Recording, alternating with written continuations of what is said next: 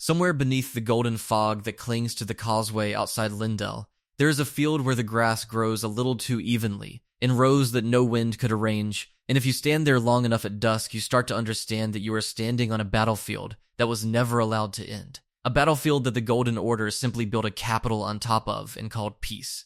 This is a video about an army. Not a faction, not a bloodline, not a single named commander with a signature weapon and a boss health bar, but an army in the oldest and heaviest sense of the word. A body of soldiers assembled under one law and one banner and one god, and asked to do something that no army before or since has ever fully accomplished, which is to win completely, permanently, and become invisible in the winning. Before we get into it, if you're the kind of person who likes to have something running in the background while your mind wanders through old wars and older gods, go ahead and subscribe now, because this channel exists for exactly this kind of long, slow descent into the parts of the lands between that the game never explains out loud. The army in question is Godfrey's army. Later it becomes Golden Order's army. Later still, in the moments right before the shattering, it becomes something closer to a ghost of an army, a scaffolding of loyalty and ritual, with the actual soldiers long since folded into other purposes. But at its height, under Godfrey, first Elden Lord, consort of Queen Marika, wielder of the axe that would one day be renamed for his son, this was the force that did not merely conquer the lands between. It erased the memory of what the lands between looked like before it existed, and that erasure, more than any single battle, is the actual proof of its strength. Here's the claim this video is going to make, and it is going to take a long time to make it properly, so settle in. Godfrey's army was not powerful because of its numbers, though the numbers were considerable. It was not powerful because of its weapons, though some of those weapons reshaped the physics of the world they were used in. It was not even powerful primarily because of Godfrey himself, monstrous and half-feral as he apparently was underneath the crown. It was powerful because it was the first military force in the setting's history to be given a metaphysical mandate, a literal cosmic permission slip written into the Erd Tree's own logic. And once you understand what that permission slip actually said, the scale of what this army did stops looking like conquest and starts looking like something closer to terraforming. Let's start with what we actually know, the bones of it, before we get into the marrow. The Golden Order begins, as far as anyone in the lands between can tell you, with Queen Marika. She is not native to this world in any straightforward sense. Her origins are deliberately obscured, folded into contradictions that the game seems to want you to notice rather than resolve. What is clear is that at some point she either finds or is given the Elden Ring, and with it, the Erd Tree, and with the Erd Tree, the machinery of grace itself. Grace is not decoration. Grace is closer to a currency of divine attention, a light that marks who is allowed to matter in the metaphysical bookkeeping of this world. And Marika, holding the ring, becomes the one who decides where that light falls. But a god with a law and no enforcement is just a philosophy. Marika needed someone to make the Golden Order real in the world of dirt and blood, someone to take her abstractions and turn them into borders, into tribute, into obedience. That someone was Godfrey. The game gives you Godfrey almost entirely through absence. You fight Horalu, his more feral, unrestrained aspect, deep in the Lindell catacombs beneath the very throne he once sat on, and the implication sits there quietly for anyone willing to look at it. The first Elden Lord, the husband of the Golden Goddess herself, the commander of the army that built this entire civilization, ended up buried under his own capital, stripped of his title, exiled twice over, once from the throne and once from the story. That is already strange. Armies do not usually erase the memory of the general who won them their empire, unless the empire needed to forget what winning had actually required. So we have to ask what kind of army wins so completely that its own commander becomes an embarrassment to the peace he created. To answer that, we need to talk about the Tarnished, because the very existence of the Tarnished as a category of person tells you something about how this army was organized long before the shattering ever happened. Every playable character in Elden Ring begins as Tarnished, and the game explains this almost in passing, as a kind of background condition rather than a plot point. The Tarnished are those who left the lands between, who had their grace removed, who were exiled beyond the borders of the Golden Order's light. But the word itself implies something more specific than exile. A blade tarnishes. A crown tarnishes. It is the language of an object losing its shine, not a person losing their home.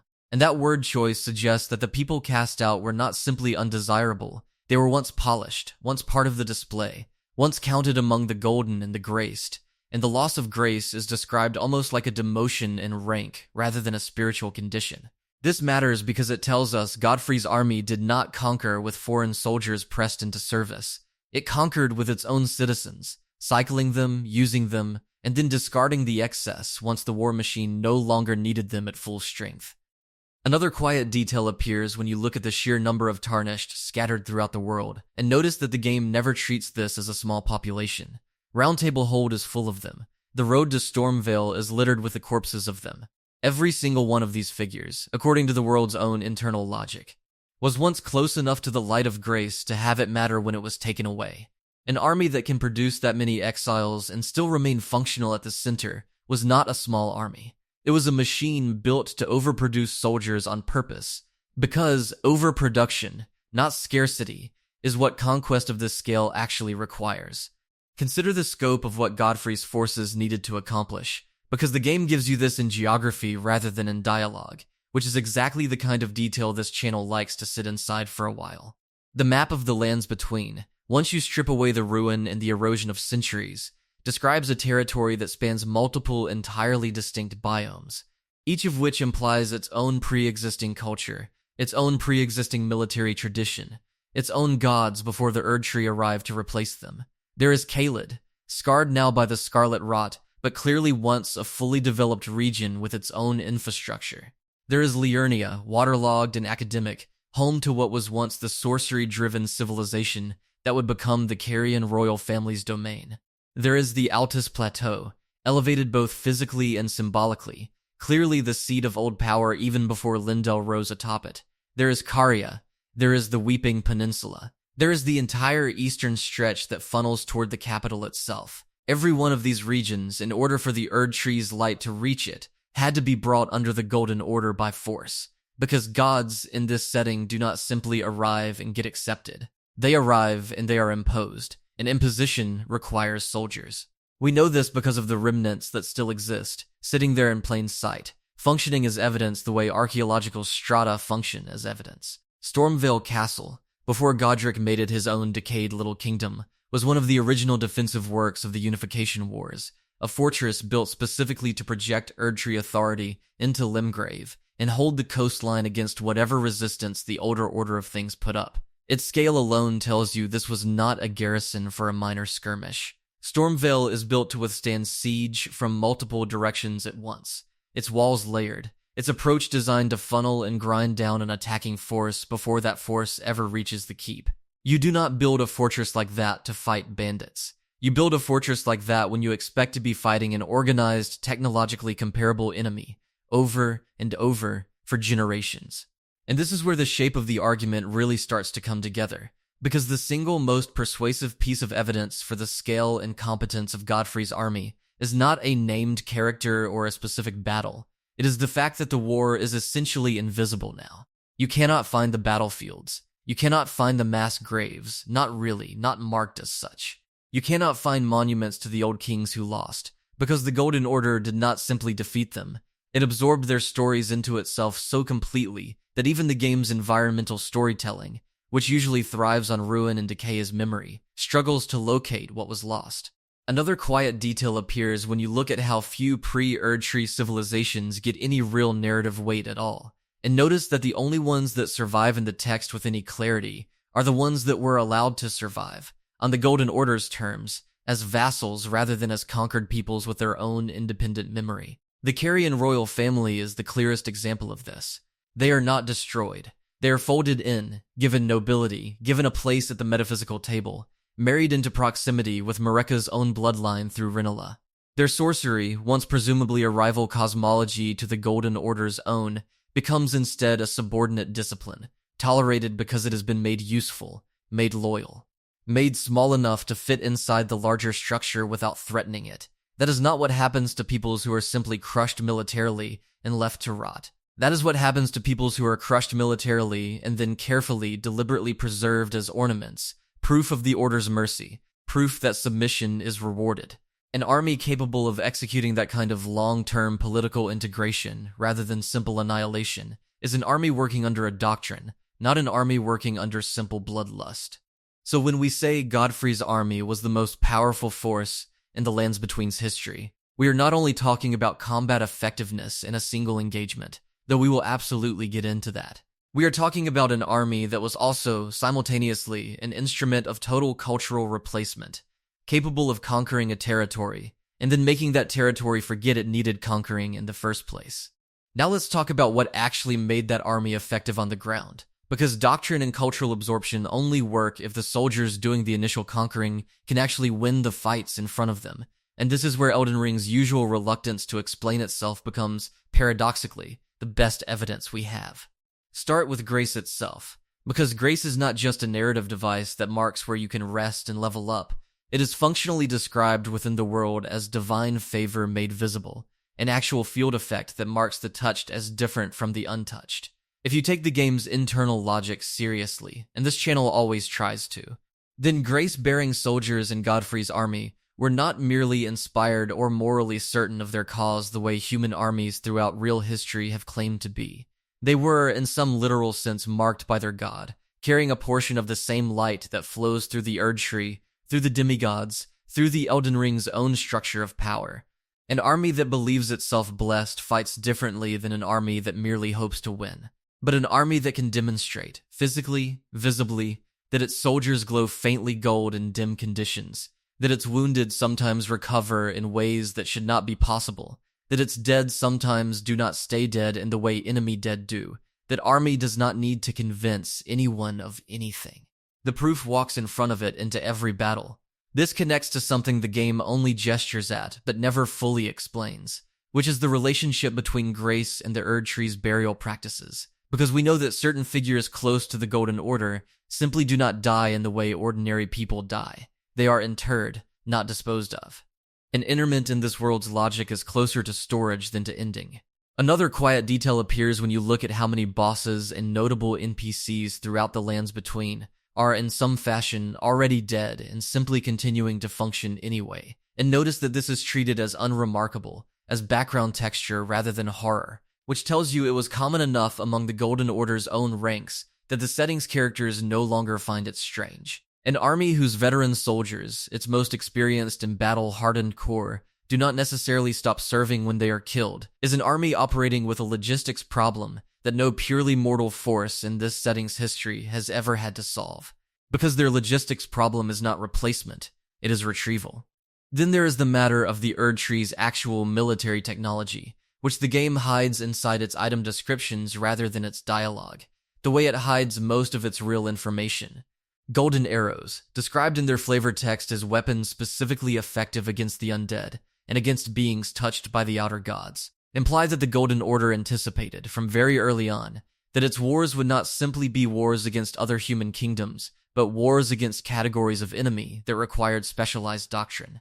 You do not develop a specific arrow type for fighting the undead unless you have fought, extensively, against forces that included the undead, which tells us something the main story never says outright. Some of the resistance to the Golden Order's expansion was not merely mortal kings defending mortal kingdoms. Some of it was already touched by other, older, competing forms of divinity, and Godfrey's army had to be equipped to fight gods, plural, not just one enemy general at a time. This is the part of the story that I think gets lost when people talk about Elden Ring's setting purely in terms of Golden Order good, Golden Order bad, because the actual historical position the Golden Order occupied, in the earliest stretch of its existence, was that of an insurgent cosmology fighting for dominance against other insurgent cosmologies, all of them competing for the same territory, the same population, the same metaphysical bandwidth. The Golden Order won that competition, not narrowly, not by a hair, but so completely that every other god who might have contested it for supremacy over the Lands Between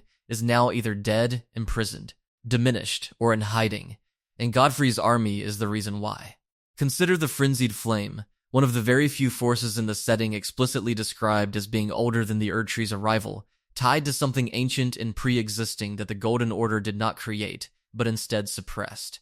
The Three Fingers, the entity behind the Frenzied Flame, are physically imprisoned deep beneath the capital, sealed in a way that implies deliberate, forceful containment rather than natural dormancy. That containment did not happen by accident. Someone had to fight whatever the Frenzied Flame's early adherents looked like, Someone had to drive that entire cult underground, literally, into the depths beneath Lindell, and keep it there for centuries. That someone was Godfrey's army, operating under Marika's directive, executing what amounts to a total suppression campaign against a rival source of divine power, and winning so thoroughly that the only remaining evidence of the war is a seal that still, even now, occasionally leaks.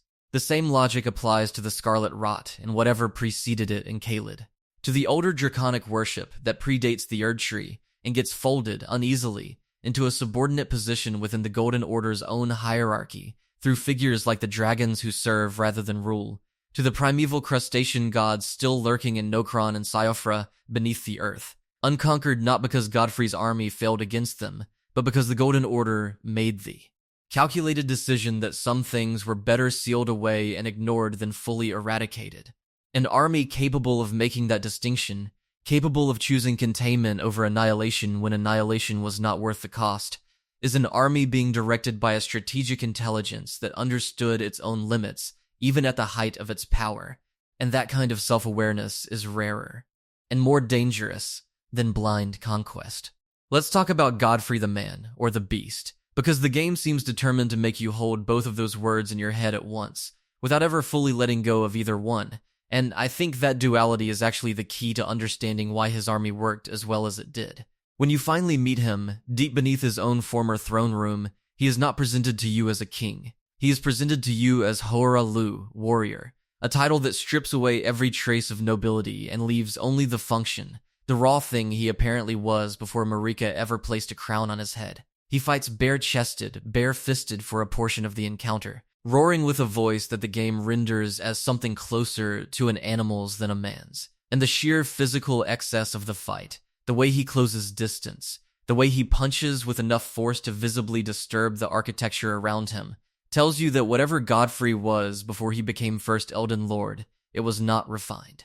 It was not a general in the tactical sense we usually imagine when we picture the architect of a continent-spanning conquest. And yet, he was exactly that. This is the contradiction the game wants you to sit with, and I think it's worth sitting with for longer than the boss fight itself allows, because most of history's most effective conquerors were not primarily strategists in the chess-playing sense either.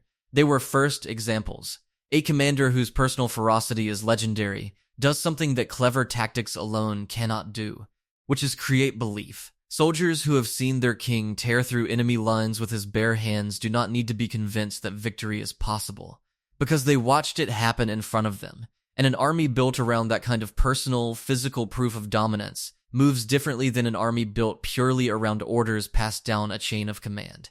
It moves like a crowd that has already decided the outcome, because their leader has already shown them what the outcome looks like.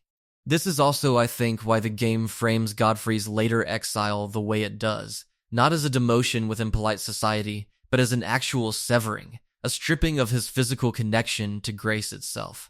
When Marika exiles him, she does not simply remove him from the throne, she removes the thing that made him what he was in the first place, the raw physical excess that grace apparently amplified, rather than replaced. Another quiet detail appears when you look at how his strength seems to diminish in the myth as told through item descriptions, how he becomes associated with age and reduction. And notice that this reads less like a fall from political grace and more like an actual metaphysical depowering, as though grace itself had been load-bearing for his physical form the entire time, propping up something that was never meant to sustain that level of output on its own. If that reading holds, and I think the game gives us enough scattered evidence to take it seriously, then Godfrey's army was not simply led by a strong king. It was led by a being whose personal combat capability was being actively amplified by the same divine mechanism that empowered his soldiers, which means the entire force, from the top down, was operating under conditions no purely mortal army in this setting's history has ever replicated. This is not conquest by superior numbers or superior training alone. This is conquest by a force multiplier applied uniformly across an entire military structure, from its ordinary infantry up through its supreme commander, all drawing from the same well. We should also talk about the axe, because weapons in this world are rarely just weapons, and Godfrey's is a particularly loud example of that rule. The axe of Godfrey, later renamed and passed to his son Godwyn before Godwyn's death, and eventually reforged into the Marika blessed weapon Miquella carries in certain interpretations of the endgame, is described in terms that emphasize raw, world-shaking force, rather than precision. Its skill sends shockwaves through the ground themselves, an effect that in gameplay terms is simply a strong attack, but in narrative terms describes a weapon capable of disturbing the earth on contact, a weapon whose basic function is not to cut cleanly, but to overwhelm completely. An army whose founding weapon, the literal symbol carried into every early campaign, operates on the principle of total physical disruption rather than surgical elimination, tells you something about the doctrine that army was built around from its very first engagements. This was not an army that specialized in precision strikes against key targets. This was an army built to simply be too much, too fast, too overwhelming for any comparable force to withstand an open battle.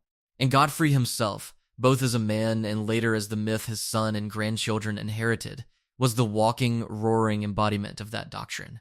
It's worth pausing here to notice something structurally important about how From Software chose to reveal all of this to the player, because it reinforces the entire thesis of this video in a way that I don't think is accidental. You do not learn about Godfrey's army through a cutscene, through an NPC monologue, through a codex entry that lays it out plainly. You learn about it by fighting his shadow alone in the dark, beneath the very capital his conquest built, stripped of his crown and his name and his court, reduced to a title that describes only his function. The most powerful army in the setting's history left behind, as its primary piece of accessible evidence, a single furious ghost locked in a basement. That is either an oversight in the writing, which this channel has never once believed From Software capable of at this level of consistency, or it is the entire point. Now we need to talk about what happened to that army after the conquest. Because an army's true strength is not only measured by how well it wins wars, it is measured by what happens to its structure once the wars are over. And this is where Godfrey's legacy becomes something closer to tragedy than triumph. Marika and Godfrey had children, demigods, each inheriting a portion of grace and, implicitly, a portion of command over some fragment of the territory the original army had conquered. Godwyn the Golden, Morgott and Mohg, the Omen twins, one hidden in shame beneath the capital, one exiled to the swamp to rule over lesser beings. Radon, sent to Caelid to hold the eastern frontier. Rykard, who abandoned the family's cosmology entirely for something older and hungrier. Ranni, who rejected the entire premise of the Golden Order's destiny for her. Malenia, bonded to rot itself, sent to fight in a war so total it isn't even given a name we recognize. Miquella, small and radiant and endlessly, quietly working toward his own separate plan. Look at that list again, because I think this is where the actual scale of Godfrey's original military achievement becomes visible in negative space, in the shape of what was needed to hold it together after he was gone. An empire that requires this many individually god-touched demigods, each commanding entire regions with what amounts to independent standing forces, each treated as necessary rather than excessive, was an empire whose territory was too vast and too contested to be governed by a single central command structure once the original unifying general was removed from the picture. Another quiet detail appears when you look at how each of these demigods essentially becomes a regional warlord, nominally loyal to the Golden Order but functionally autonomous, controlling their own armies, their own capital cities, their own foreign policy toward whatever forces exist on their borders. And notice that this is not what a stable, centralized empire looks like. This is what a conquest that outgrew its own command structure looks like, forced to delegate real, independent military authority to family members simply because there was too much ground to hold any other way. Radon is maybe the clearest single example of what this meant in practice. He is stationed in Caelid, a region that even before its ruin was apparently a harsh contested frontier, and his job, as far as we can piece together from what remains, was to hold that frontier against threats that included, eventually, the god-slaying General Radon himself once fought, and only barely restrained. His army, the Redmanes, is depicted throughout the game as a genuinely formidable, disciplined force, distinct in character from Lindell's own soldiers, wearing riding horses bred specifically for war, organized around a festival culture that treats martial competition as a form of worship. This is a regional force so effective that even after Radon's mind begins to fail, even after the Scarlet Rot devours the land around him, even after he has been literally restraining a comet from falling for years through what amounts to sheer stubborn physical will, his soldiers still hold Caelid's remaining strongpoints, still ride out to fight, still maintain enough cohesion that Millennia's rot-corrupted forces cannot simply overrun the region completely. That level of resilience, sustained under those conditions, for that long, without the central authority of Lindell providing meaningful reinforcement, tells you that the original doctrine, training, and equipment standards Godfrey's army was built around were robust enough to survive generations of institutional decay and still function as a fighting force. Millennia's situation tells a different but complementary story. She is sent alongside her brother to fight a war against Mohg's court in what the game only ever refers to obliquely, but the deeper implication, reinforced by the item descriptions surrounding her and the state we find her in at Miquella's Haligtree, is that she was essentially deployed as a living weapon against a threat considered too dangerous for conventional Golden Order forces to handle alone. She wins that war. She wins it so completely that she loses her own body to the rot in the process, becoming something that can no longer be fully human again. And the game frames this not as failure, but as the price of victory. An army, or in this case a singular weaponized commander, capable of winning an unwinnable war and simply absorbing the cost into her own body, rather than losing the engagement, represents the absolute extreme end of what Godfrey's original military doctrine was capable of producing, once it had a few generations to specialize and refine itself into individual champions, rather than mass infantry. Formations. This is the pattern worth noticing across every single demigod. None of them are simply governors.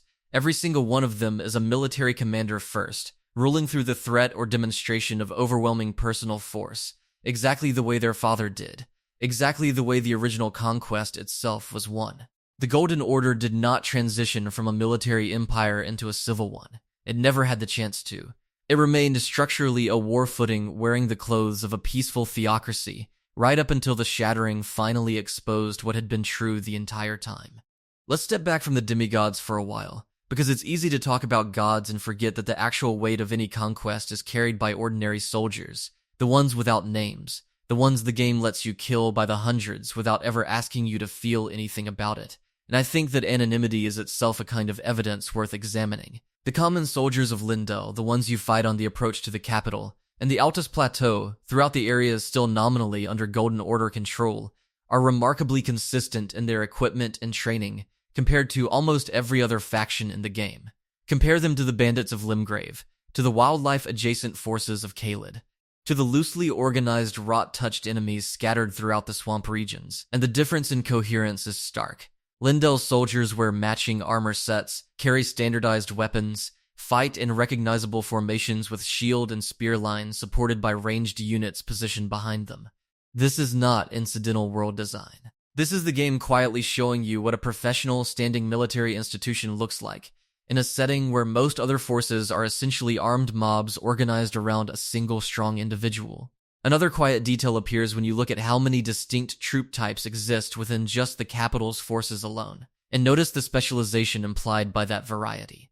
There are foot soldiers, there are mounted knights, there are the golden armored elite guard who fight with a different, more disciplined moveset than the rank and file. There are crossbow soldiers stationed on elevated positions. There are the Erdtree's own more esoteric defenders, the guardian constructs, the massive animated statues that patrol specific sacred sites. Clearly a different category of military asset entirely, something closer to a standing automated defense system than a soldier in any conventional sense. An empire that has developed multiple distinct tiers of military asset, ranging from ordinary conscripted infantry all the way up to autonomous stone guardians, built specifically to protect its most sacred spaces, without requiring living soldiers to staff that duty indefinitely, is an empire that has had centuries to refine its approach to defense in depth, layering cheap, replaceable forces at the outer edges and increasingly expensive, specialized, and permanent assets closer to the center. This is worth comparing to what we know about pre-Erdtree military structures elsewhere in the world, because the contrast tells its own story. The Carrion sorcery tradition, before its absorption, seems to have relied heavily on individual magical practitioners rather than mass infantry, a doctrine that works well for a small, elite, defensible territory like Liurnia's academy, but would struggle badly against a numerically superior force, willing to simply overwhelm individual casters with coordinated melee pressure before they can fully commit to a spell. The dragon-worshipping cultures, wherever they existed before being pushed to the margins, seem to have relied on the raw individual power of dragons themselves, rather than organized human infantry, which again works extremely well against isolated threats, but creates a fundamental vulnerability against an enemy that can simply avoid direct confrontation with the dragons and instead target the surrounding human population and infrastructure those dragons are meant to protect. Godfrey's army, by contrast, appears to have been the first force in the setting's history to combine mass, standardized infantry with elite specialized units and genuine magical or divine support, all under a single coordinated command structure. This is, in essentially every real historical framework we might apply to it, the actual recipe for total military dominance, the same basic formula that has won essentially every decisive campaign of conquest in recorded human history, from Rome's combined arms legions to more modern combined arms doctrine-blending infantry, cavalry, and specialized support elements into a single coherent system, rather than relying on any one element in isolation. The Golden Order did not win because any single component of its army was unbeatable in isolation. It won because it was the first, and for a very long time, the only force in the lands between capable of fielding all of those components simultaneously at scale, under unified command. There's also the question of supply and endurance, which the game handles through implication rather than direct statement, the way it handles almost everything important. Grace itself functions, in gameplay terms, as a resupply and recovery mechanism, the sites of grace scattered throughout the world allowing rest, healing, and the replenishment of consumable resources. If we take this seriously as world logic rather than pure gameplay abstraction, and this channel has always found that the game rewards taking its gameplay mechanics seriously as world logic, then Godfrey's army, marked and touched by grace as its soldiers were, would have had access to a genuinely unprecedented logistical advantage over any enemy force operating outside that system. An army that can rest, recover, and effectively reset its combat readiness at specific consecrated points scattered throughout contested territory has solved one of the single hardest problems in any campaign of extended conquest, which is how to keep an army fighting at full effectiveness across a sustained multi-front, multi-year campaign without its combat capabilities steadily eroding through accumulated fatigue, injury, and attrition. Enemy forces, denied access to that same network of grace, would have been fighting an opponent that simply did not tire the way they did not weaken the way they did, and could sustain offensive pressure indefinitely in a way that no purely mortal army, however brave or well-trained, could realistically match over the long term. Let's talk through some of the actual campaigns, or at least what we can reconstruct of them, because up to this point we've mostly been discussing doctrine and structure in the abstract, and I think the strength of the argument really lands once you see it play out region by region. Start with the dragons, because the relationship between the Golden Order and the ancient dragons of the lands between is one of the more quietly devastating pieces of implied history in the entire game. Dragons predate the Erdtree's dominance by a wide margin, associated with an older form of worship, the dragon cult whose remnants you find scattered throughout Caelid and Farum Azula in the form of dragon priests, dragon communion incantations, and the strange half-transformed dragonkin who serve as boss encounters throughout the game. These were not minor regional deities. Dragons in this setting are described in terms that make clear they were once treated as forces roughly comparable in scale and danger to demigods, if not beyond them in raw physical power, capable of leveling terrain, of commanding storms, of simply outlasting any mortal force sent against them through sheer physical resilience. And yet by the time the game's events take place, the dragons are almost entirely subordinated. Some serve the Golden Order directly, most notably in the ashen remains of Farum Azula itself, the literal seat of dragon worship, which has been not merely conquered but relocated, physically displaced from its original position in time and space by Placidusax, and, implicitly, by whatever campaign against it Godfrey's forces waged in cooperation with or against the dragons who lived there. Another quiet detail appears when you look at how Farum Azula's very presence in the game is treated, floating and broken and torn loose from ordinary geography, and notice that this is not simply environmental flavor. This is the physical, visible scar of a war so significant it altered the actual metaphysical structure of the setting's world, tearing one of its most sacred sites out of normal continuity entirely. Godfrey's involvement in this campaign is never stated outright, but the circumstantial case is strong. The Golden Order's iconography and combat doctrine both include specific, dedicated countermeasures against dragons, from the Golden Order incantations that focus explicitly on holy damage effective against draconic hide, to the sheer prevalence of anti-dragon consumables and equipment scattered throughout areas historically associated with the Order's earliest expansion. You do not develop that much specialized anti-dragon doctrine reactively, in the middle of an emergency. You develop it as the result of extended, deliberate campaigns against dragons as a recurring category of enemy, which tells us that somewhere in the deep, unrecorded history of the Unification Wars, Godfrey's army fought dragons directly, repeatedly, and won often enough that the dragons who remain are the ones who chose subordination over continued resistance. A calculation that only makes sense if the alternative, continued open war against the Order's forces, looked worse. Liurnia tells a quieter story, but no less significant. The Carian royal family, before Renala's marriage into proximity with the Golden Order's own bloodline through her union with Radagon, who is himself eventually revealed to be another aspect of Godfrey entirely, or at least closely entangled with him depending on which reading of the fractured Radagon-Godfrey identity you find most convincing, clearly represented an independent center of magical and political power. Their academy, Raya Lucaria, is not a small institution. Its scale, the sheer volume of scholars, students, and defensive magical constructs still operating within its walls generations later, suggests a sorcery tradition robust enough to have posed a genuine strategic problem for any invading force, particularly a force whose own combat doctrine, as we've discussed, leaned heavily on standardized infantry and holy magic, rather than the more esoteric and individually devastating sorceries the Carians specialized in. The fact that this conflict resolved through marriage rather than annihilation is, I think, one of the most important pieces of evidence for just how sophisticated Godfrey's military and political apparatus actually was, because a purely brute force army does not pursue integration through marriage alliance when total conquest remains a viable and presumably easier option. It pursues marriage alliance when the cost-benefit calculation of continued warfare has shifted, when the defending force has demonstrated enough capability that outright destruction would be expensive, protracted, and uncertain, and when the conquering power has enough strategic patience to recognize that absorption now, on favorable terms, secures the same long-term outcome as annihilation without the ongoing cost of suppressing a hostile, resentful population indefinitely.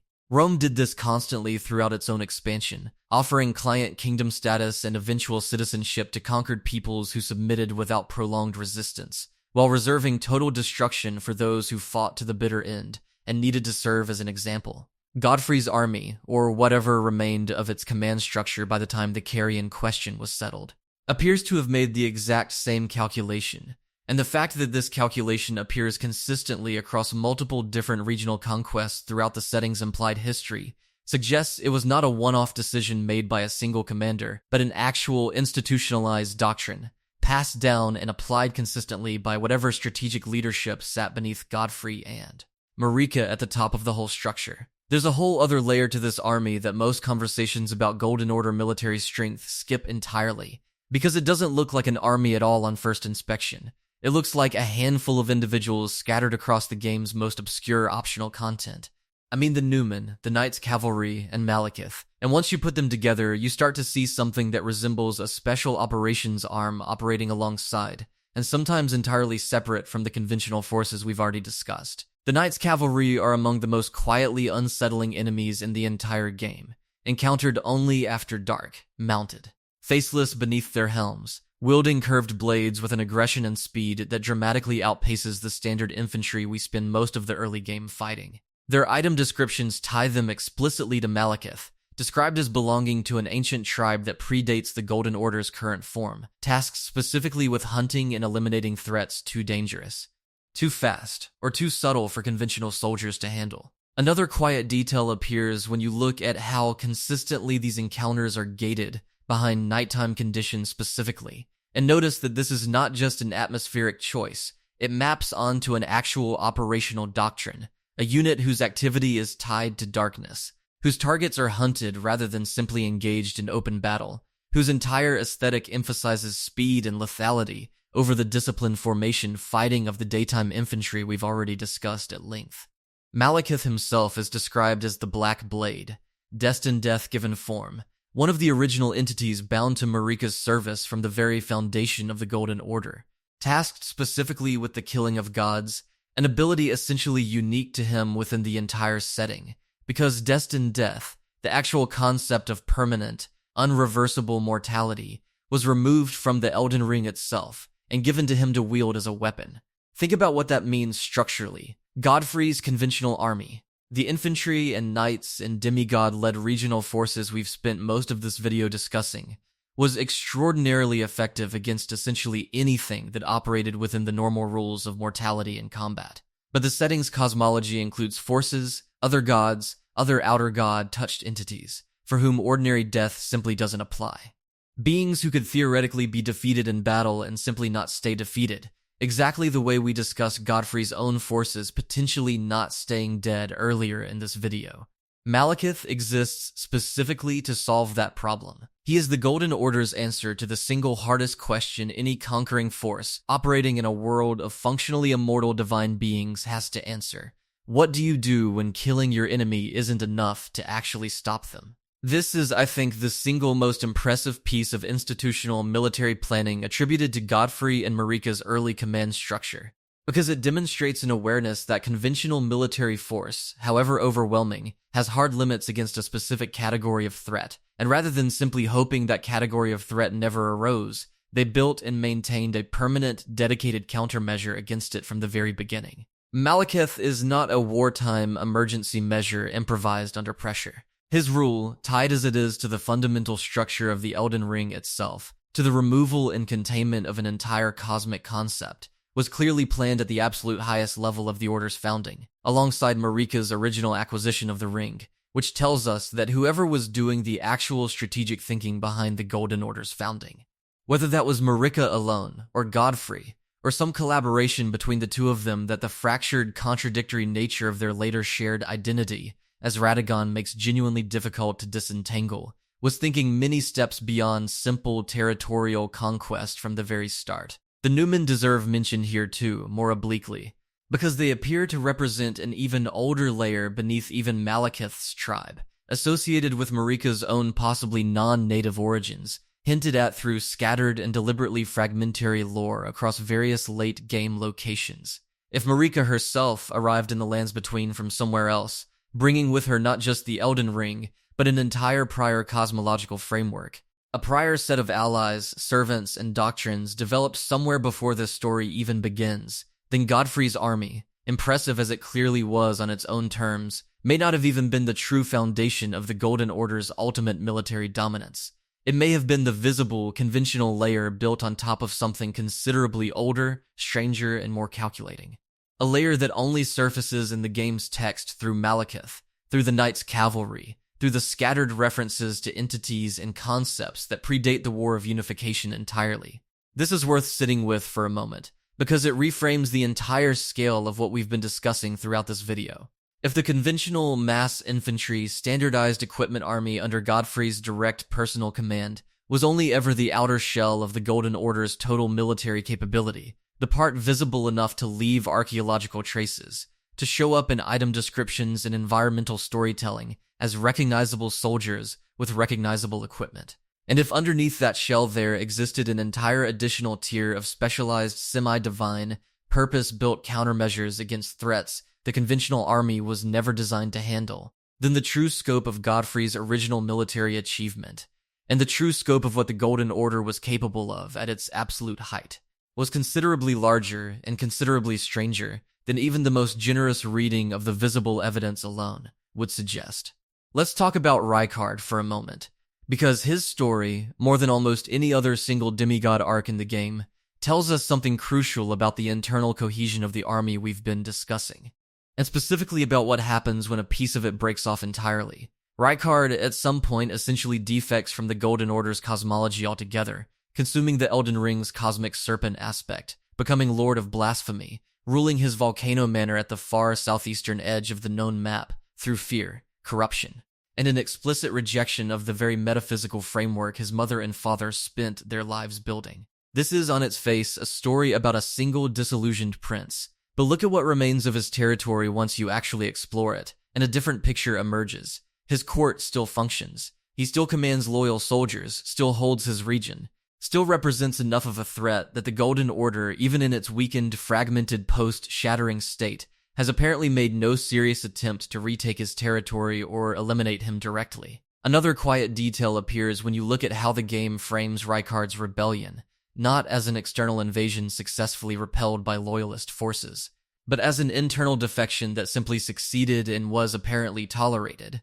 This tells us something important about the actual limits of even the Golden Order's overwhelming original military strength. It was built to conquer external foreign resistance extraordinarily well, but it was considerably less equipped to handle internal fracture, especially fracture originating from within its own bloodline, wielding its own inherited authority and its own inherited portion of divine power against the very structure that created it. An army built around absolute, centralized, divinely sanctioned command is paradoxically extremely vulnerable to exactly this kind of schism. Because the same mechanism that made Godfrey's original conquest so devastatingly effective, the transfer of genuine divine authority and combat capability down through a family bloodline, also means that any member of that bloodline who chooses to defect takes a meaningful fraction of the total military and metaphysical capability of the entire institution along with them. This is worth comparing to how real historical empires have collapsed, because the parallel is instructive. The most militarily dominant empires in actual human history rarely fall to external conquest in their prime. Rome did not fall because some rival power simply outfought its legions in open battle at the height of its power. Empires like this tend to fracture from within, through succession crises, through regional governors who accumulate enough independent authority and loyalty that rebellion becomes a viable option. Through exactly the kind of decentralized command structure we already discussed the Golden Order being forced into once its territory outgrew what a single unified command could realistically administer. Rykard's defection is the clearest single example of this dynamic actually playing out within the game's own text, but it is not the only one.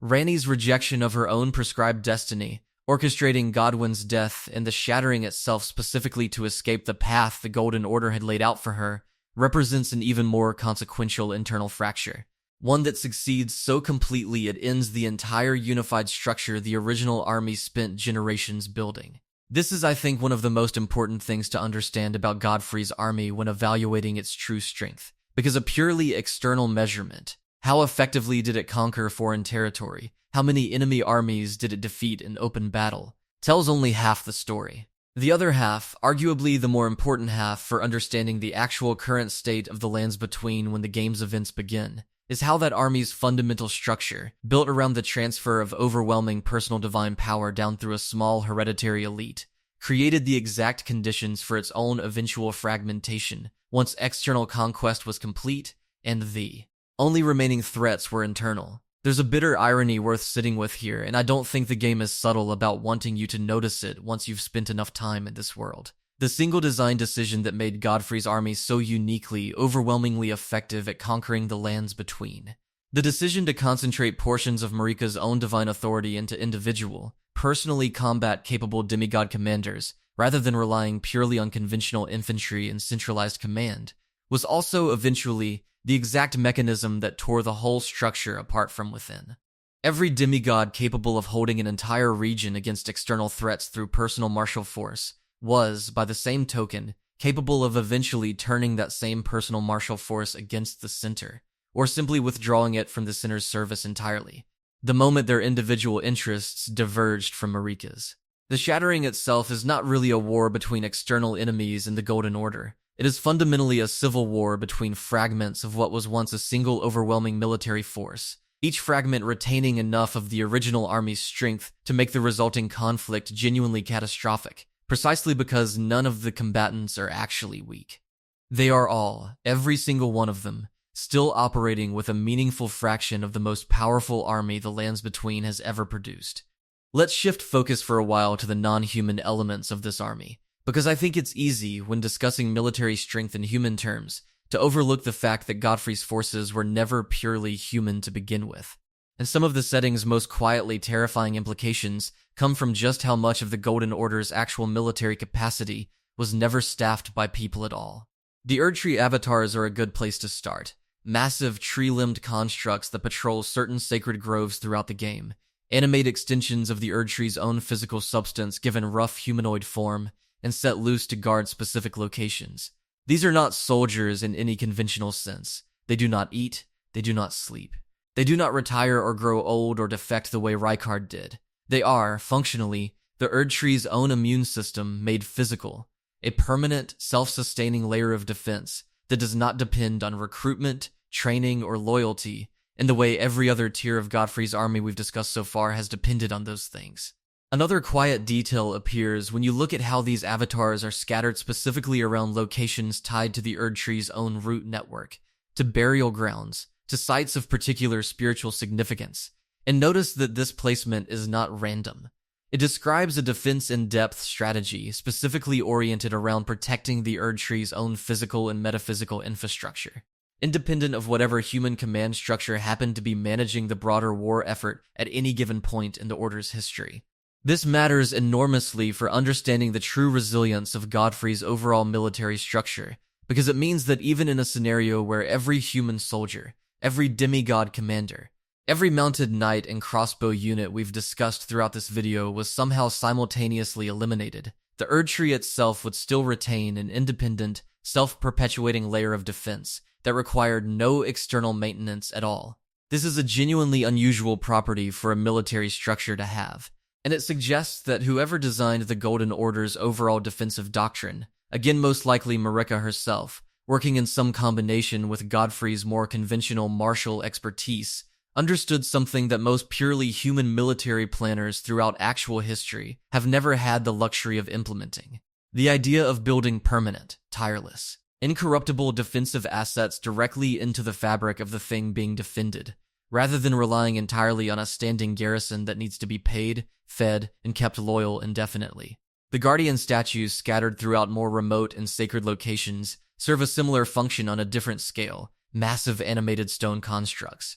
Some clearly ancient even by the standards of the Golden Order's own long history, wielding oversized ballista like weapons capable of devastating ranged damage. Their design and placement suggest they predate even Godfrey's unification campaigns in some cases, possibly inherited from whatever pre-Erd Tree civilization occupied these sites before the Golden Order's arrival.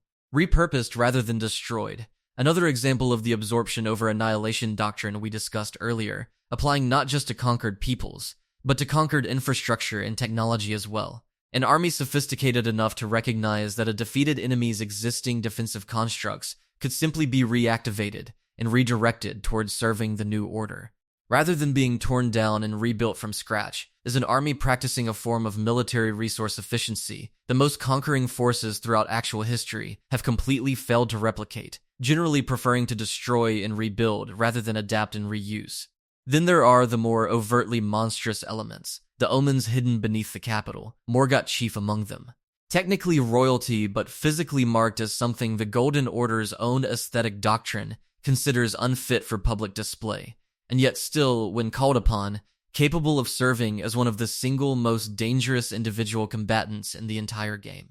This raises an uncomfortable but important question about the true composition of Godfrey's original conquering force. How much of its early military success depended not on the golden, radiant, publicly celebrated soldiers we tend to picture when we imagine the Golden Order's iconography, but on precisely the kind of physically monstrous, socially unacceptable individuals the Order would later choose to hide, exile, or erase entirely once the conquest was complete, and the cleaner, more presentable version of its own history needed to be constructed for public consumption. This is, I think, one of the more quietly damning implications buried in the game's environmental storytelling.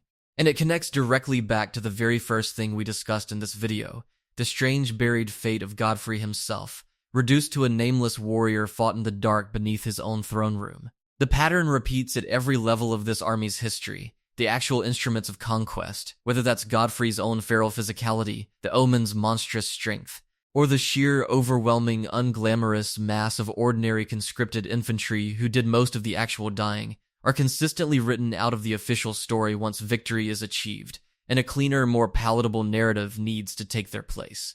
The Golden Order that exists by the time the game's events begin, with its golden light and its polished knights, and its careful theology, is not really a record of how the conquest happened. It is a monument built deliberately to make people forget how the conquest happened.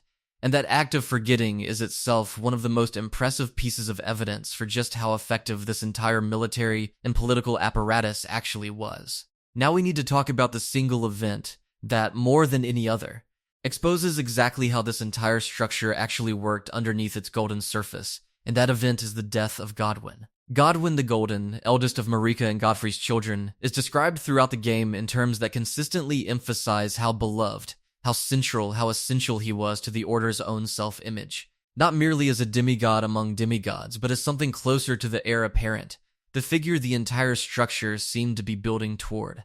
And he dies before the game's events even begin, killed not in open battle by a rival army, but through what amounts to an assassination, orchestrated by Ranni, executed through Malekith's own blade, destined death itself. Wielded in a way that ensures Godwyn cannot simply return the way so much of this world's dead apparently can. Think about the strategic implications of that single death for a moment, because I don't think the game wants you to treat it as simply a tragic backstory beat. It wants you to understand it as the specific deliberate act that broke the entire military and metaphysical structure this video has spent this much time describing. The shattering, the war that consumes the entire back half of the setting's implied history, the fracturing of the Elden Ring itself into the individual great runes each demigod now carries, all of it traces back to this one killing. Another quiet detail appears when you look at how precisely targeted that killing was. Not an attack on Marika herself, not an attack on Godfrey, not a direct assault on Lindell's walls or its garrison, but a single surgical strike against one specific individual. And notice that whoever planned it, presumably Ranni working in coordination with Malekith and possibly the Black Knife assassins, understood something about this entire military structure that we've been circling throughout this whole video. It was extraordinarily strong against external, conventional threats, and extraordinarily fragile against a single, well-placed internal strike against exactly the right individual. This tells us something crucial about the actual nature of Godfrey's army's strength that we haven't fully articulated yet. Everything we've discussed so far, the standardized infantry, the elite golden knights, the Erdtree avatars, the specialized anti-divine countermeasures embodied by Malekith, all of that represents a military structure exceptionally well optimized for exactly one kind of warfare, large-scale external attritional conquest against comparably organized, but ultimately less sophisticated opposing forces. It is a structure built to win wars of mass and doctrine in overwhelming coordinated force. It is not, and this is the crucial distinction, a structure built to defend against a small, precise, deeply informed internal strike against a single load-bearing individual, because that kind of vulnerability simply never came up during the original Wars of Unification, when the Order was fighting external enemies who did not have that kind of intimate access to its own command structure. This is, I think, the actual tragedy embedded in the entire story of this army, once you step back and look at the whole shape of it.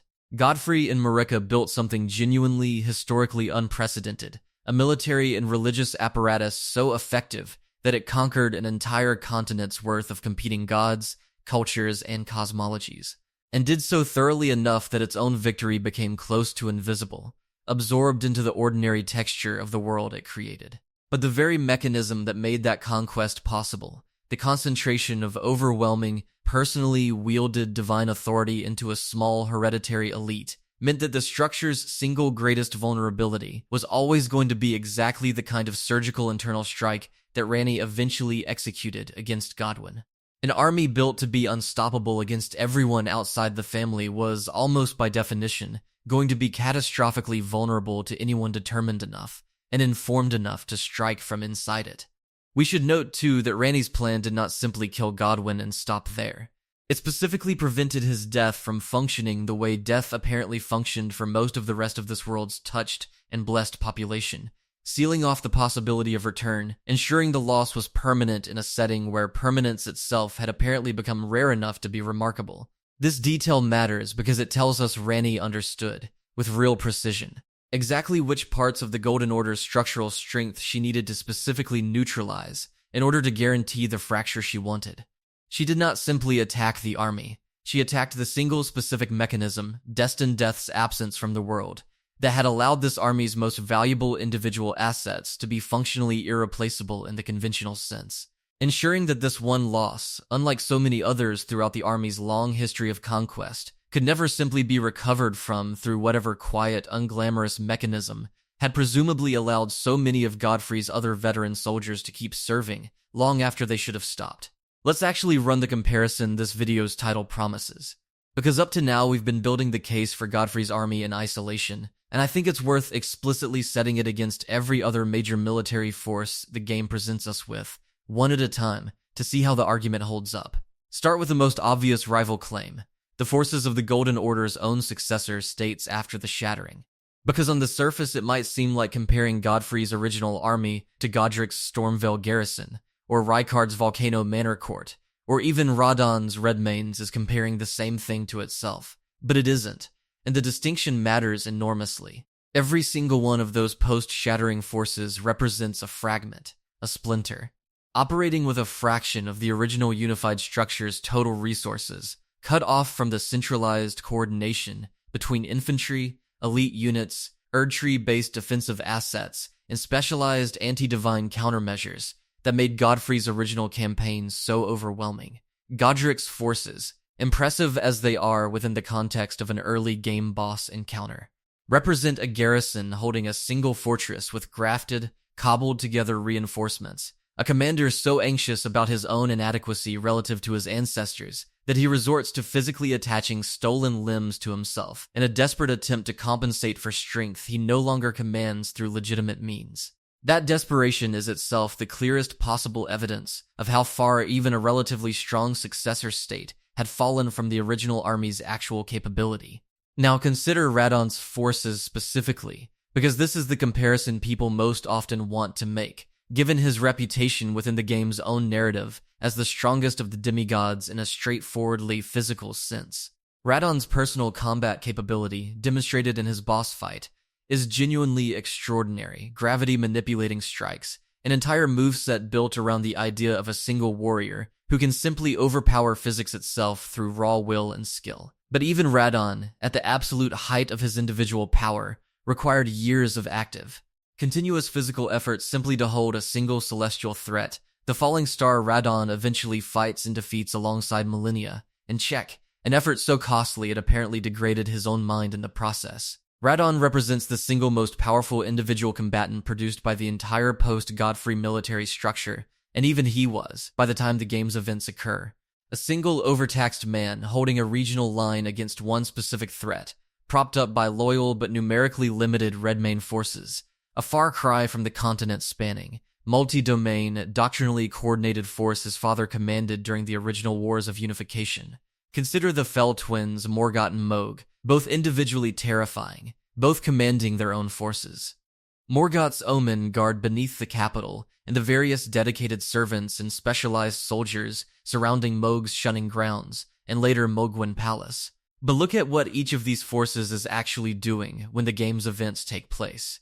Morgott is not conquering new territory, he is defending a single city against inevitable collapse, essentially playing a purely reactive, defensive role, a far smaller task than the sweeping continental conquest his father's army once achieved. Mohg, meanwhile, has effectively abandoned any pretense of serving the broader Golden Order structure at all, ruling his own isolated, blood-soaked domain through fear and a private, twisted devotion to Miquella that has nothing to do with the original unifying mission Godfrey's army was built around. Neither of these forces, however individually dangerous their commanders might be in single combat, comes anywhere close to representing the kind of coordinated, multi-domain, doctrine-driven military structure we've spent this entire video describing. Now let's consider the forces outside the Golden Order entirely, because this is where the comparison gets most interesting. The rot-touched armies associated with Millennia and the broader Scarlet Rot phenomenon represent perhaps the single most dangerous alternative military paradigm in the entire setting. An army that does not simply kill its enemies, but converts them, spreads through infection and corruption rather than conventional conquest. A genuinely horrifying strategic model, precisely because it does not require the same logistical structure conventional armies do, does not need supply lines or reinforcement in the traditional sense, simply needs contact and time. And yet even this force, terrifying as it clearly is, remains fundamentally regional in its actual demonstrated capability throughout the game's events. Contained largely to Caelid and the areas immediately surrounding Millennia's own domain at the Halictree, never having actually conquered the lands between as a whole the way Godfrey's original army once did. Containment is not the same as defeat, and the game is careful never to suggest that Godfrey's forces actually eliminated the Rot as a threat, but containment at this scale. Over this many generations, against a force this genuinely apocalyptic in its potential, is itself a remarkable demonstration of the original army's defensive robustness even in its weakened, fragmented later state.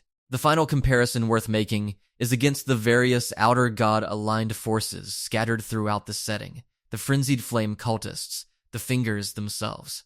Whatever fragmentary resistance remains from the pre-Erdtree cosmological order, none of these forces, individually or collectively, have ever come close to actually retaking the lands between from the Golden Order's control, even now. Even after the shattering has fractured the Order's own internal cohesion so badly that civil war has raged for years. That failure, more than any single battle we could point to, is the ultimate proof of how thoroughly Godfrey's original conquest actually worked. Because even now, weakened, divided, and fighting itself, the Golden Order's fractured remnants still collectively hold more territory, more military capability, and more strategic initiative than every single one of its surviving rivals combined. There's a piece of this puzzle we've circled around several times without addressing directly, and I think it's time to sit with it properly, because it might be the single strangest and most important detail in the entire story of this army, and that is the relationship between Godfrey and Radagon. The game strongly implies, through item descriptions, through the structure of the final boss encounter itself, through the way certain NPCs discuss the history of the Golden Order's leadership, that Radagon and Godfrey are, in some sense that the text deliberately refuses to fully clarify, the same being, or at least two expressions of an identity that Marika herself split or duplicated at some point in the deep history we're trying to reconstruct. Throughout this video, Radagon later marries Rinola, absorbing the Carrion bloodline into the Order's own structure in exactly the integration over annihilation pattern we discussed earlier, and eventually becomes Marika's own consort in a second capacity, standing beside her as what the game refers to as the Elden Lord, in a role that seems to have superseded or run parallel to whatever role Godfrey himself once occupied before his exile. If we take this identity collapse seriously, and I think the game gives us more than enough reason to, then the entire structure of this video's argument needs one more layer added to it, because it means the original architect of the conquest we've spent this much time describing did not simply retire, or fail, or fall from grace in any conventional sense.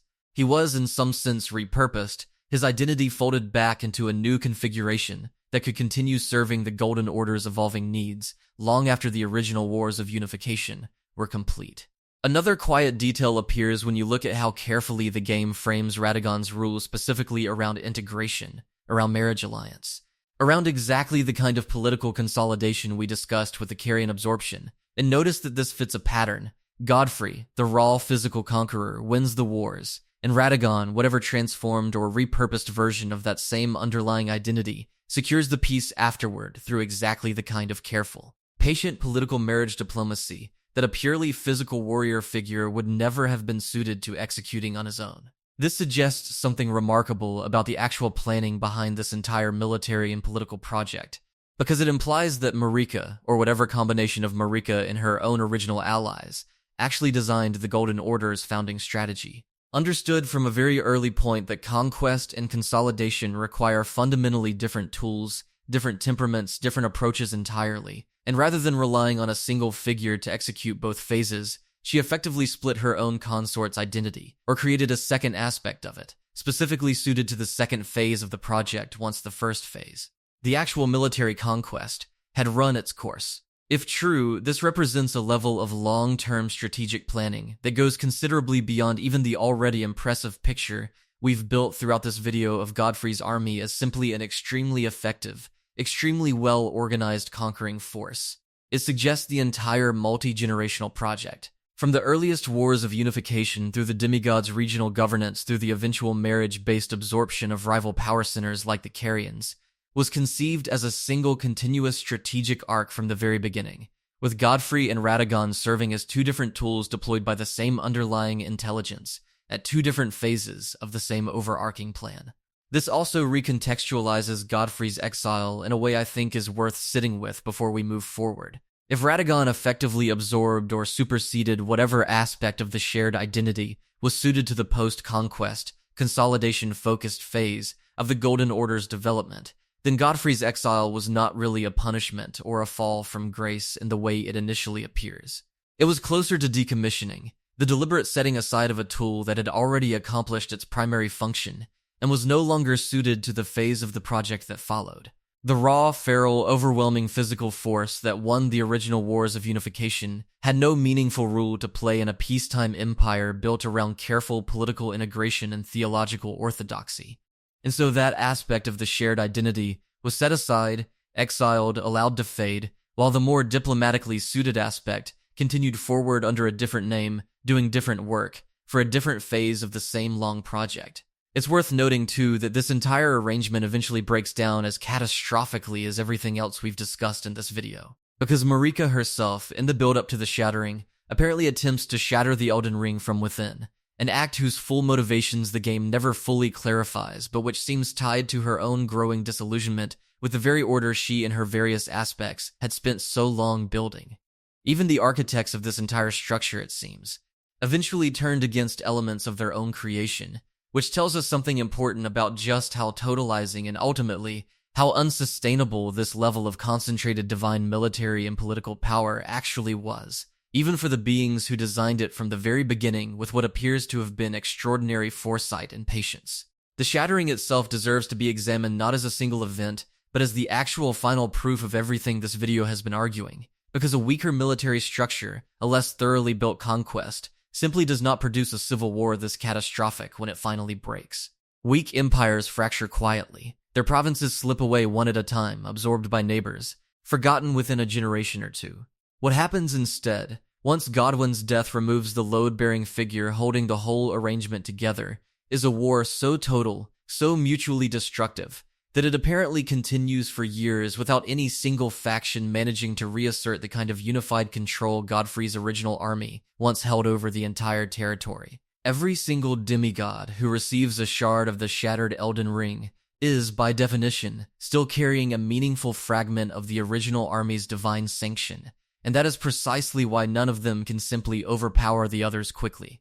You cannot have a short, decisive civil war when every combatant is drawing from the same overwhelming well of institutional strength their father built. The war is long specifically because the original structure was strong enough that even its shattered pieces remain individually formidable. Another quiet detail appears when you look at how the game frames the state of the lands between at the moment you, the Tarnished, actually arrive in it. And notice that despite years, possibly generations, of open civil war between demigod factions each commanding a fragment of the most powerful military doctrine the setting has ever produced, the basic infrastructure of the Golden Order's civilization is still, remarkably, mostly intact. Roads still connect the regions. Sites of grace still function throughout the map, not merely in loyalist territory, but scattered indiscriminately across land nominally controlled by rebels, defectors, and outright enemies of the crumbling central authority. This tells us something important that easily gets lost in a story this focused on individual combat encounters. The Shattering was a war fought between factions who all still, on some fundamental level, remained inside the same underlying metaphysical infrastructure Godfrey's original conquest built. Nobody tore down the Erdtree's actual functional network during this war. They fought each other while standing on top of it, which is itself a kind of tribute to how deeply and permanently that original conquest reshaped the actual physical and spiritual fabric of the world, regardless of who currently held nominal political control over any given region. If you want to subscribe to this channel, now is as good a moment as any, because we're about to move into the parts of this argument that rely on connecting details scattered across dozens of item descriptions most players never read twice. And that kind of slow accumulation of buried evidence is exactly what this channel exists to do, one long video at a time, for exactly the kind of viewer who wants to sit inside a question like this one for hours rather than minutes. Let's talk about Lindell itself for a while, because the capital is, in a very literal sense, the single largest piece of physical evidence for the scale of Godfrey's original achievement still standing in the game's present-day map, and its layout tells a story that the dialogue never bothers to spell out directly. The city is built in concentric layers, ascending, each ring more restricted, more sacred, more heavily defended than the one before it, culminating in the Erdtree itself at the absolute center, visible from literally every other point in the entire game world, a constant reminder of where ultimate authority resides, regardless of which region you happen to be standing in at any given moment. This is not incidental urban planning. This is the physical architecture of total centralized control, a design specifically intended to make the Erdtree's dominance impossible to forget even for a moment, radiating outward across a territory large enough that most of its inhabitants would never actually travel to the capital in their entire lives. Consider what it actually took to build a capital city on this scale, because the game gives you the finished product without ever dwelling on the labor, the resources, the sheer organizational capacity required to construct something like Lindell from nothing, on top of what was presumably already contested, actively fought over ground during the earliest phases of the Unification Wars. An army capable of not only winning a continental war of conquest, but simultaneously coordinating the construction of a capital city of this scale and sophistication, complete with its own internal defensive architecture, its own dedicated religious infrastructure, its own capacity to house and supply what must have been an enormous standing population of soldiers, clergy, and administrators, was operating with a logistical and organizational capacity that goes considerably beyond simple military conquest. This was state building on a scale that most real historical empires took centuries to achieve gradually, apparently compressed into whatever time frame the Unification Wars actually covered, a time frame the game never states explicitly but which internal evidence suggests was, if anything, surprisingly short relative to the scale of what was accomplished. The Erdtree itself deserves its own consideration here, separate from the human and demigod military structures we've spent most of this video discussing. Because the tree is not merely a symbol of the Golden Order's authority, it is described throughout the game's item text and environmental storytelling as an active participant in the metaphysical machinery that made Godfrey's conquest possible. In the first place, grace flows from it. The dead, or the specific category of dead who don't entirely stay dead, are connected to its root network in ways the game only gestures at. Another quiet detail appears when you look at how consistently the Erdtree's roots show up underground, in Nokron, in the deep-root depths, extending far beyond the visible trunk into territory that has nothing to do with the tree's surface-level religious function. And notice that this suggests the tree's actual influence over the Lands Between's underlying metaphysical structure was never confined to the regions it visibly politically controlled. The roots got everywhere the army never needed to conquer directly, because the tree's own reach had already done work the soldiers never had to. This raises an uncomfortable question worth sitting with for a moment. How much of what we've spent this entire video attributing to Godfrey's military genius, to Marika's strategic planning, to the demigod's individual combat prowess, was actually the visible, human-scale expression of something the Erdtree itself was doing on a much larger, much slower, much less visible timescale underneath all of it? If the tree's roots were already spreading beneath contested territory before Godfrey's soldiers ever marched into it, softening resistance in ways the game never shows us directly, extending Grace's reach into regions the conventional army hadn't formally subdued yet, then the human military campaign we've been analyzing this whole time may have been less the primary instrument of conquest, and more the final visible confirmation of a process the Erdtree itself had already been quietly conducting for far longer than anyone in the game's own text seems willing to acknowledge. Outright. This doesn't diminish what Godfrey's army accomplished, I want to be clear about that. Because even if the Erdtree's own root network was doing quiet metaphysical groundwork ahead of the conventional campaign, someone still had to physically hold the ground, physically break the resistance of the various regional powers we've discussed throughout this video, physically fight dragons and carrion sorcerers, and whatever remained of the older draconic and frenzied flame aligned cosmologies contesting the territory. But it does suggest something worth adding to the overall shape of this argument. Godfrey's army may have been less a purely independent military achievement, and more the most successful example in the setting's history of a human institution, learning to work in genuine coordination with a non-human, borderline, incomprehensible cosmic entity, each doing the part of the conquest the other was less suited to handle alone. Let's turn now to Miquella, because his arc, unfinished and only partially visible even by the time the base game's events conclude, represents something genuinely different from every other demigod we've discussed, and I think it's worth examining specifically through the lens of military doctrine, rather than the more common reading of his story as primarily about compassion and healing. Miquella's entire project, as far as we can piece it together, revolves around the idea of a different kind of Elden Lord entirely. One who rules not through the kind of overwhelming personal martial force that defined his father's original conquest, but through something closer to absolute unbreakable charm, a form of control that bypasses conventional combat altogether. The very existence of this project tells us something important about how thoroughly the demigods themselves had absorbed the lessons of their father's methods and their mother's structural planning. Because Miquella's approach is not a rejection of the Golden Order's fundamental logic of totalizing control. It is an evolution of that same logic into a domain conventional armies were never built to operate in at all.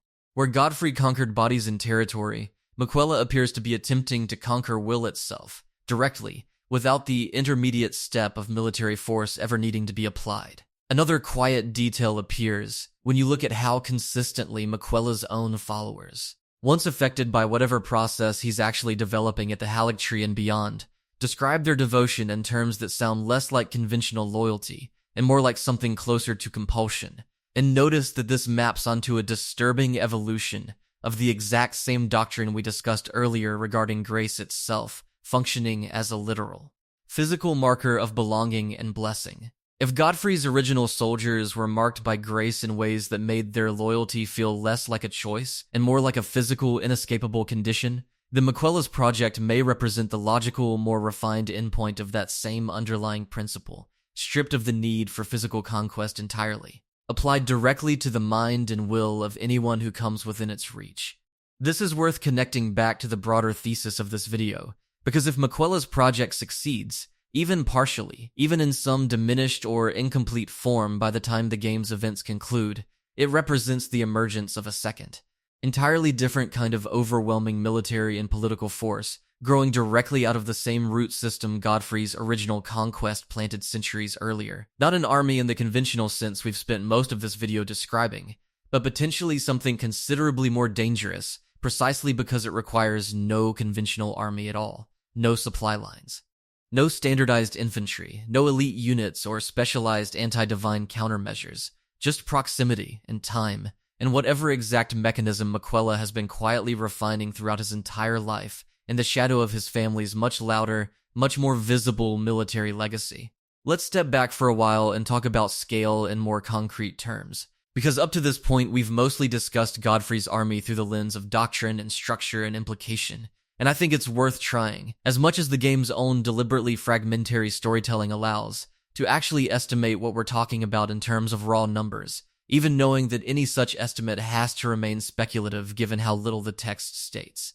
Directly, consider the sheer geographic scope again, because this is really the only concrete anchor point the game gives us. The lands between, based on what we can traverse and measure through ordinary gameplay, represents a territory comparable in scale to a large real-world nation, encompassing multiple genuinely distinct climate zones, from the temperate coastal regions of Limgrave to the frozen peaks of the mountaintops of the Giants, from the swampy lowlands of Caelid's original, pre-rot state to the elevated plateau terrain surrounding the capital itself.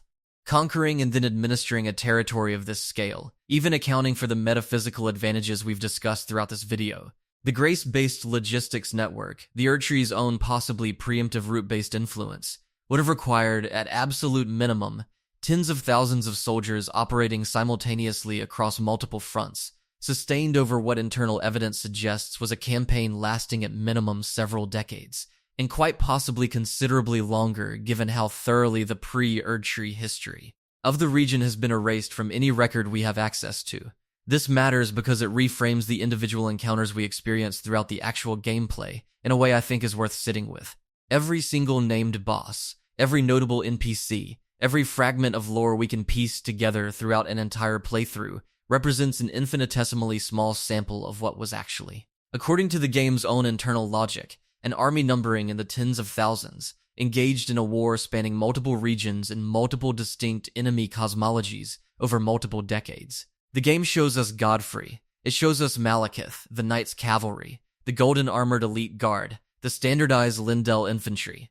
It does not show us, because it structurally cannot show us within the scope of a single playable character's journey, the overwhelming majority of the actual people who fought and died to make this conquest happen. And I think that absence is itself worth acknowledging directly, because this entire video has been an attempt to reconstruct the shape of something the game deliberately declines to.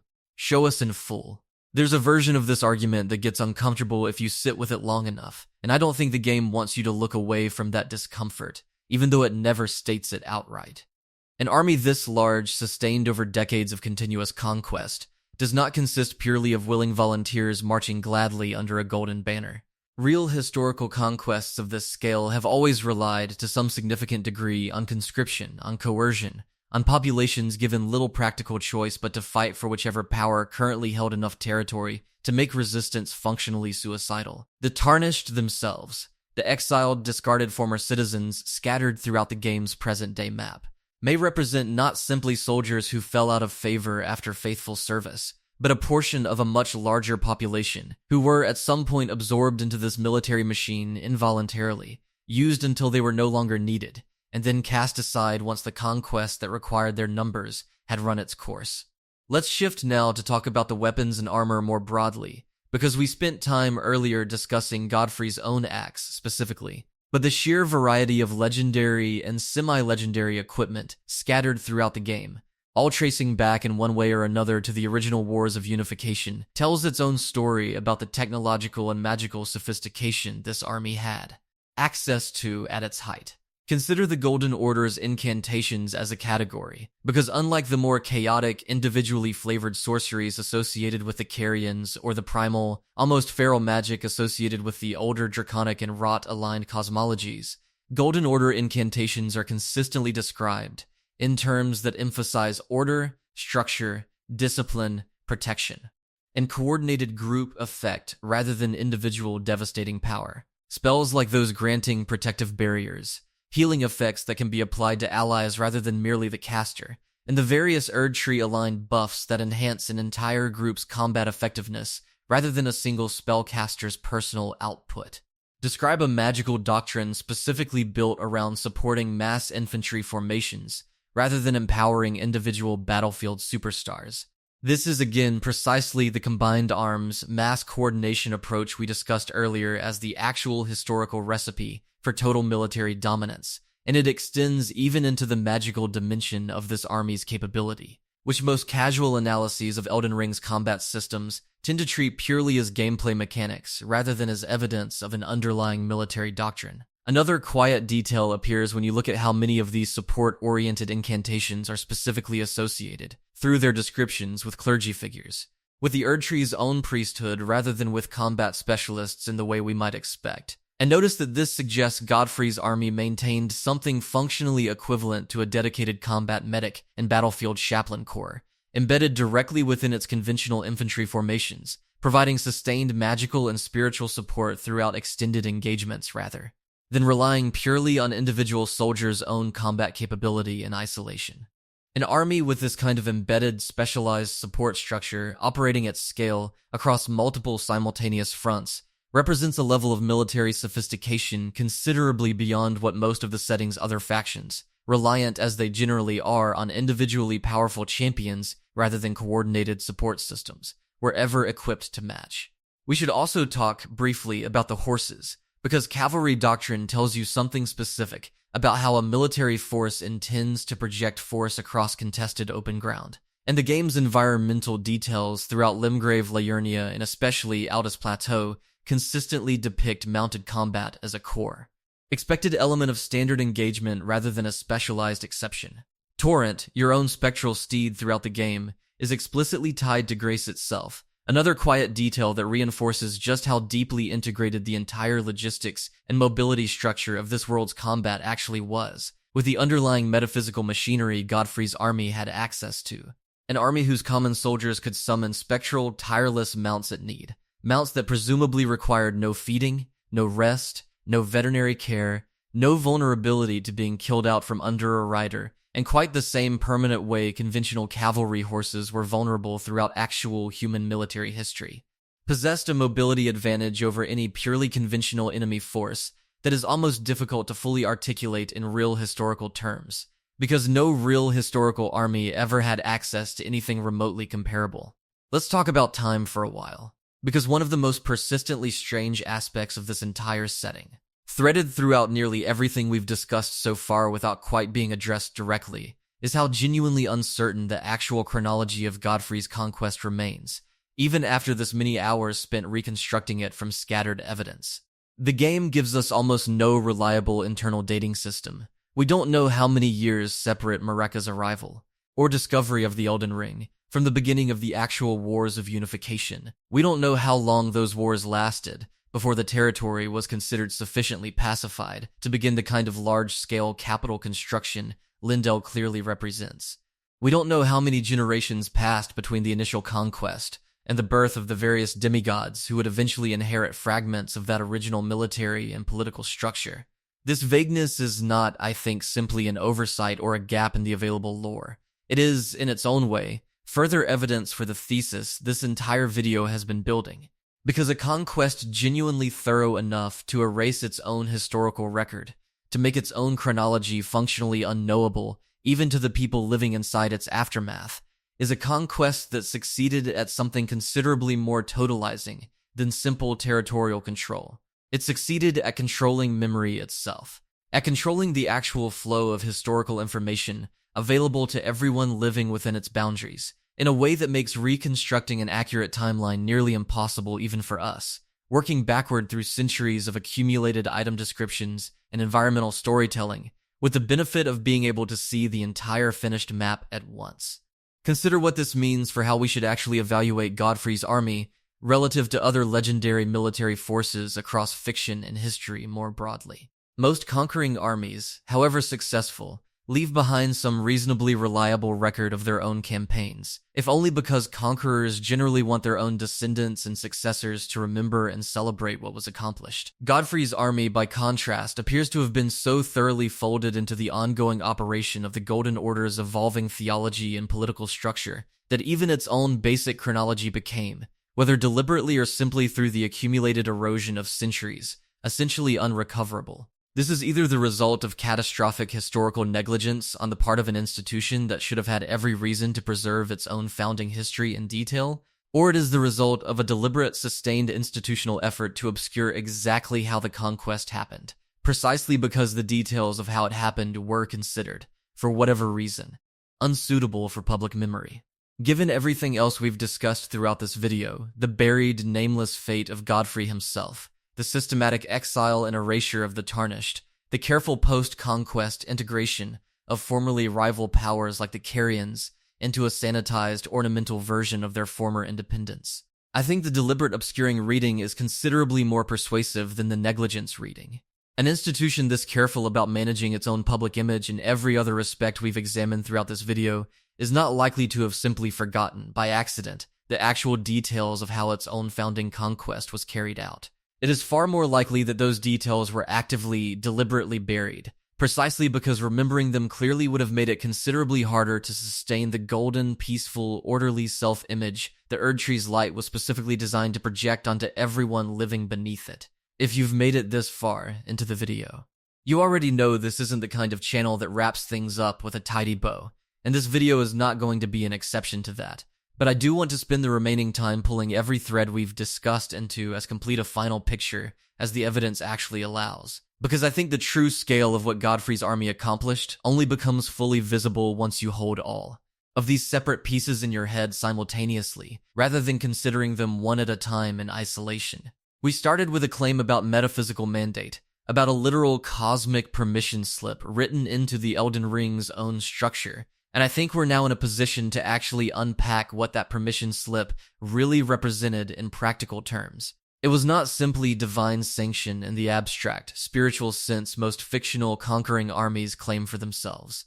It was a literal physical field effect, grace itself, that provided genuine, measurable logistical, medical, and combat advantages to every soldier who carried it, stacked on top of a conventional military doctrine already sophisticated enough to combine mass standardized infantry, specialized elite units, embedded magical support, and genuinely unprecedented cavalry mobility into a single coordinated system. Stacked further on top of a supreme commander whose personal combat capability was itself being actively amplified by the same divine mechanism empowering his soldiers. Stacked further still on top of a dedicated, purpose-built countermeasure, Malekith and the concept of destined death itself, specifically designed to solve the one category of threat conventional military force could never fully handle on its own. And underlying literally all of it, possibly predating and enabling the entire visible military campaign in ways the game only ever gestures at, the Erdtree's own vast, patient, non-human root network. doing metaphysical work on a time scale no human soldier could ever operate on directly. This is not simply the strongest army the Lands Between's history has ever produced. Based on everything the game's scattered, deliberately fragmentary evidence actually supports, it may be the only military force in the setting's entire history that ever came close to a genuinely totalizing conquest. One that didn't merely defeat its rivals, but absorbed, integrated, or permanently suppressed nearly every single alternative cosmology it encountered. Dragons, and Carrion sorcery, and the frenzied flame, and whatever came before all of them, so thoroughly that even now, generations into a civil war, fought by its own fractured descendants, none of those old. Defeated powers have ever managed to seriously threaten retaking the territory Godfrey's soldiers first won from Mareka's Golden Law. And maybe that's the actual final answer to the question this video's title asked all the way back at the beginning. Godfrey's army wasn't the strongest force in the Lands Between's history because of any single battle, any single weapon, any single demigod's individual combat prowess, however impressive those individual pieces of evidence certainly are on their own. It was the strongest because it succeeded so completely at the one task almost no army in any setting, fictional or historical, ever fully accomplishes, which is winning so decisively that the world simply forgets there was ever anything to win. Every other faction we've examined throughout this video, every rival cosmology, every post-shattering successor state, every demigod commanding their own fragment of the original structure, exists within a world Godfrey's soldiers already shaped so completely that even open civil war between the conqueror's own children could never fully undo what those soldiers accomplished centuries, or possibly millennia, before any of us ever picked up a controller and started walking that golden fog-choked causeway toward Lindell for the first time.